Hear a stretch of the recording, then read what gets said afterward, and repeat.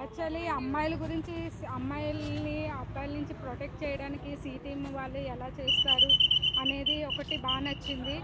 And ఇలాంటి apps అనేవి వస్తే ఇంకా అమ్మాయిలు సేఫ్. అంటే ఎవరైనా ఏడిపించినా లైక్ ఏమైనా చేసినా సరే తొందరగా పోలీస్కి రీచ్ అవ్వడానికి ఉంటుంది. అంటే కాజల్ గారు హీరో లేని లోటు తీర్చారా? Yeah definitely. అంటే సమ్ మూవీస్ అంటే హీరో ఖచ్చితంగా ఉండాలి, కానీ ఇలాంటి మూవీస్ ఇదేంటంటే అమ్మాయిలు ఎంత జాగ్రత్తగా ఉండాలి ఇలా చెప్పే మూవీ, ఇలాంటి కంటెంట్ కాబట్టి దీంట్లో హీరో అవసరం ఏమి ఉండదు.